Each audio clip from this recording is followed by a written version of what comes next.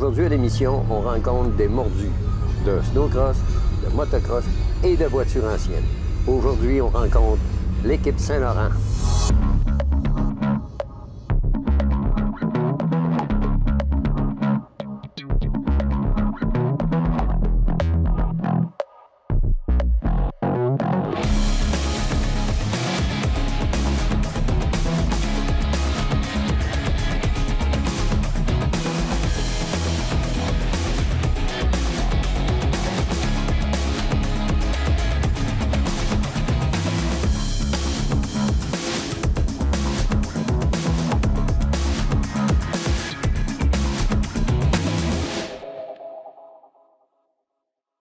Aujourd'hui, au Bleuet Mécanique, je reçois Jean-Sébastien Côté et William Saint-Laurent, des champions de course de motoneige, mais qui ne sont pas seulement des champions de course, des conservateurs du patrimoine motorisé.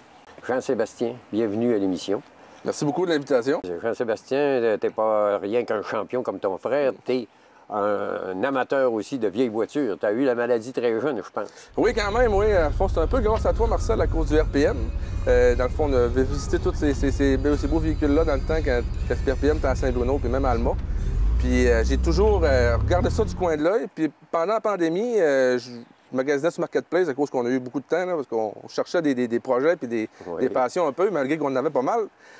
Fait que moi, je cherchais un Cadillac 66 parce que je trouvais que la ligne était belle, un grand char long avec les lumières en avant. Puis il y a maintenant un employé de la fromagerie, justement, qui me dit « Hey, gars, il y a une Marketplace, il y a un char à vendre. » Je l'avais même pas vu. Puis là, c'est une photo d'une photo d'une photo. Fait que là, j'appelle le monsieur le soir. C'est un monsieur de la Kenogami.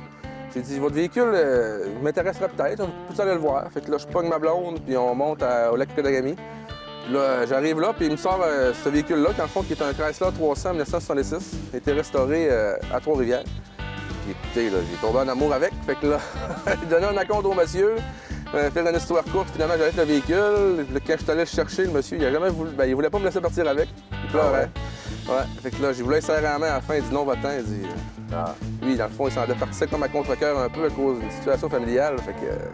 C'est ça. Puis dans le fond, là, suite à ça, ben là, je l'ai depuis 2019. 2020, ouais. Puis j'en fais pas beaucoup à cause de la famille un peu, mais je le garde, puis j'adore ça, les véhicules. Il est à toi, puis tu peux te promener avec tes enfants. Exactement. Parce que je vous vois souvent passer avec les deux bambinos. Ouais, deux bambinos, la blonde, on se promène, là, avec la petite musique, là, puis j'aime bien ça. Ouais, puis c'est plaisant de dire, eux autres, ça va être comme préparer un genre de relève, parce que toi, t'es la relève, tu fais partie de la relève. Ça va en prendre, ça, pour hériter de ces chars-là un jour. Exactement, ouais, c'est ça. Puis, alors, des fois, je me dis, j'en fais pas beaucoup, je vais le vendre, mais je suis pas capable. Puis je sais, si je le vends, il va en rouler un autre.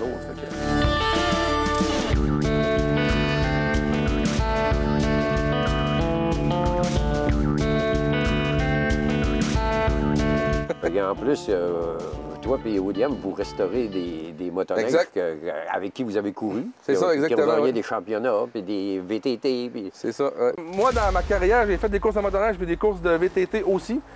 J'ai couru sur le circuit provincial pendant 10-12 ans. J'étais allé courir au stade olympique 4 ans, dans mes bonnes années. Puis là, depuis 2017, depuis que j'ai commencé à avoir mes enfants, j'ai pas recouru vraiment là-dessus. Mais sauf qu'on garde encore nos véhicules comme par passion puis pour garder notre collection. Jean-François, même votre père est un ardu collectionneur de ça. Exactement, c'est pas quelqu'un qui se départit de ses choses facilement. Puis ça, c'est le YSR que François a acheté en 88 ou 89. Il a acheté ça neuf puis il l'a gardé. C'est une pièce de collection super convoitée. Ça vaut une fortune aujourd'hui. Fait que flambant neuve, là, il y a le 1000 km. Fait qu'il n'a pas tiré beaucoup. C'est correct aussi. Il a remboursé beaucoup de véhicules dans travers le temps, puis on les a gardés. Oui. Puis même pendant le COVID, justement, comme je disais tantôt, il y avait un vieux 3 roues, un Trimoto 125 1981, qui était dans une grange à Desbiens sur notre lot à bois. Puis la grange avait tombé dessus. Puis là, j'ai décidé de le ramasser, puis de tout le refaire au complet, de A à Z pendant le COVID. J'ai trouvé une passion pour restaurer les véhicules en faisant ça. Fait que là, je me suis équipé un peu à la maison, là, des machines à sorte de blast puis tout. C'est le véhicule que j'ai restauré pendant le COVID, un Trimoto 125 1981. Tout au complet, la peinture, le moteur, de A à Z, il est immaculé. Il est immaculé. Mais c'est plaisant quand on est équipé. Exact. Ça fait que tu fais pas trop de sous-traitance là-dedans. Non. Donc, j'essaie de le faire le plus moi-même possible, puis apprendre aussi à travers tout ça la restauration, tu sais. Oui. J'adore ça. Oui, parce qu'avec les produits qu'il y a aujourd'hui, Écoute. les peintures qu'on voit aujourd'hui, c'est pas mal. C'est plus de l'émail comme il y avait dans le temps. Non, c'est ça, exactement. Puis même tous les produits de nettoyage, puis... Les huiles à moteur. C'est ça. Le vapor blasting, ça refait tout un beau fini au final, là, puis plein de choses comme ça. Comme tu dis, les choses au plastique, on est capable de peindre, on est capable de réparer le plastique. Oui, les imprimantes 3D aussi. Oui, parce que tu as fait tout un petit véhicule. Oui, c'est ça. L'hiver passé, j'ai un ami qui travaille aux recherches et développement Bombardier. Puis lui, dans ses temps libres, il a fabriqué une motoneige en 3D puis pour l'imprimer, dans le fond, sur une imprimante. Une motoneige téléguidée, si on veut, un peu une copie de notre motoneige de course. Puis avec lui, cet hiver, j'ai jasé avec en masse. Je me suis acheté une imprimante 3D, on a fait du développement sans suspension en arrière et compagnie. Puis là, j'en ai un. Là. Mais c'est tout qu'un travail ardu, là, quand tu regardes oui, c'est le fun. Mais c'est le même principe, c'est rien que pas en miniature.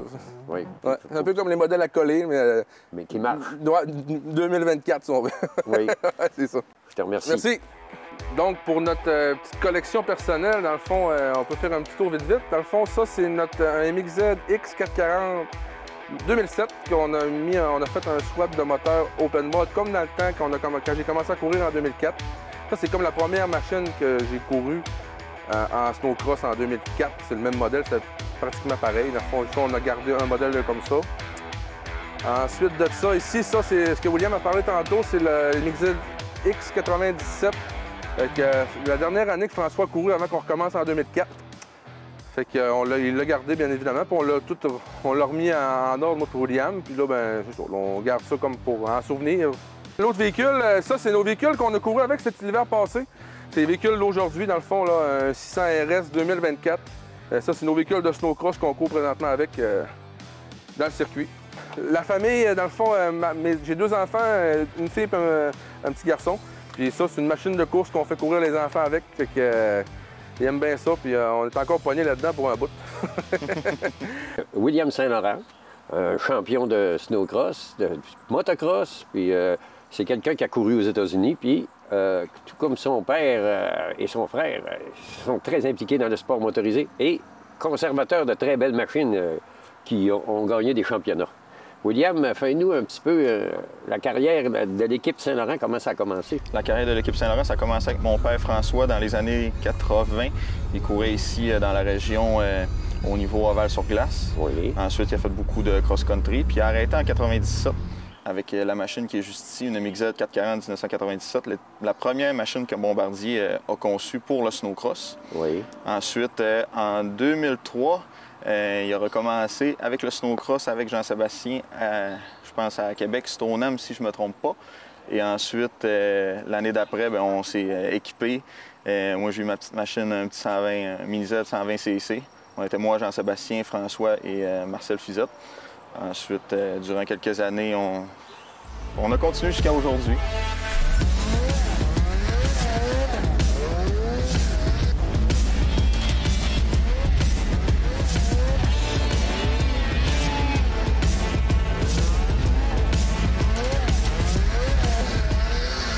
Puis toi, tu avais, je pense, 4 ans, 3 ou 4 ans? Je pense que j'ai commencé à 23 ans, 4 ans exactement, oui. Ouais, hein? Puis aujourd'hui, j'en ai 23, fait que ça fait une vingtaine d'années. T'as plus d'ancienneté que certains coureurs qui sont dans la vingtaine. Effectivement, je suis un des plus vieux de la Ligue, mais un des plus jeunes aussi en même temps. François, c'est un genre de mécène parce qu'en plus de faire courir ses deux fils, il fait courir, vous avez fait courir plusieurs champions. Parce que peut-être qu'il y a du monde qui n'aurait jamais eu la chance de courir, qui avait du talent, qui étaient vos équipiers. Oui, effectivement. Écoute, quand j'étais plus jeune, il y a eu Marcel Fizette. Il y a eu quelques années, on s'est associé avec des Valors. Ensuite, il y a eu David Tremblay, champion de motocross ici de la région qui a déjà résidé à Saint-Bruno. Ensuite, il y a eu Dex Savage. Ensuite, Yann Larivière. Et Kevin Kelly, jusqu'à tout récemment, là, qui a pris sa retraite des courses de Il n'y avait pas une fille aussi avec vous autres? Oui, aussi Kim, sans oublier Kim, oui, qui a mené le championnat des femmes et s'est battu avec les hommes aussi. Oui, hein? C'était quelqu'un. Oui.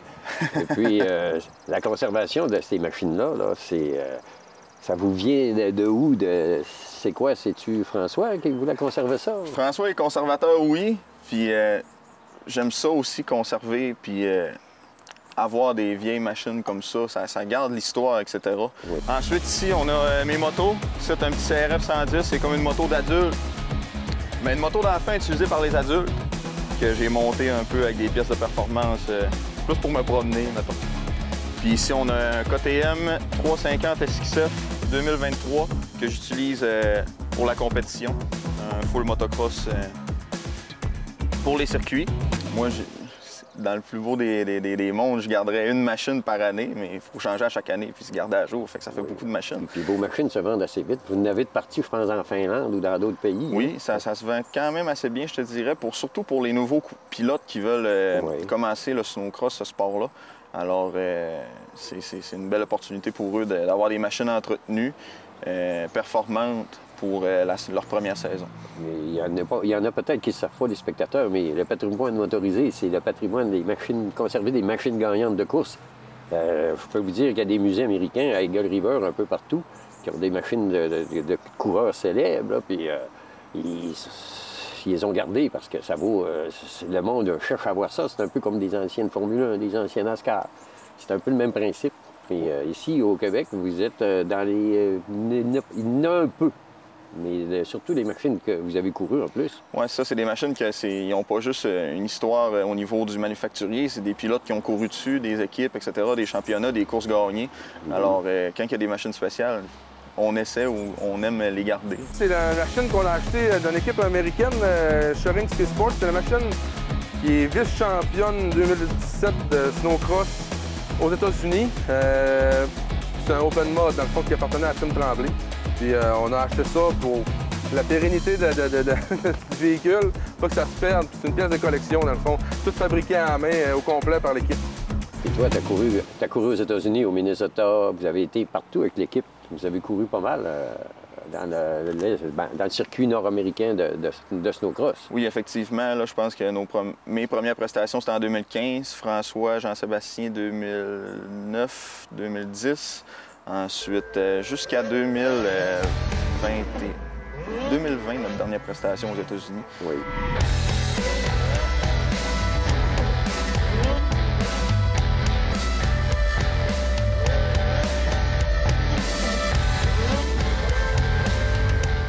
Avec la business, etc., ça prend beaucoup de temps, fait qu'on a moins de temps pour ça. Mais c'est sûr que dans le futur, ça serait quelque chose qu'on veut y retourner. Oui, parce que vous n'aviez pas de complexe contre les Américains. Là. Non, exactement. C'est de la préparation, mais quand on va là, on y va préparer. Oui, vous y allez pas pour figurer, pour gagner. C'est un beau principe. Exactement, ben oui. Pas rien que pour participer. Fait que là, tu vas nous faire une belle description tantôt. Tu vas nous parler de la Toyota MR2. Oui, bien sûr. Oui. Qui est dans votre famille depuis X années.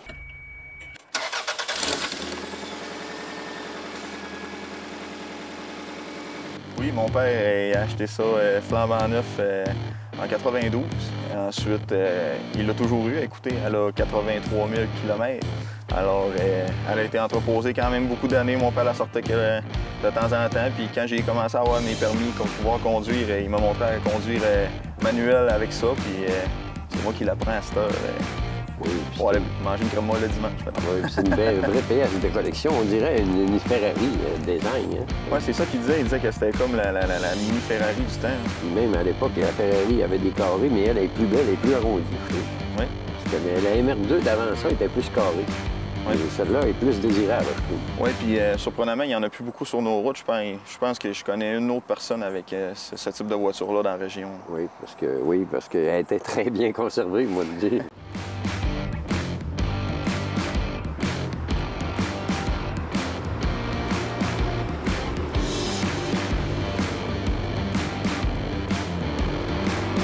Je te remercie, William. Merci, Marcel. Tu es super gentil, puis vous êtes de très bons voisins.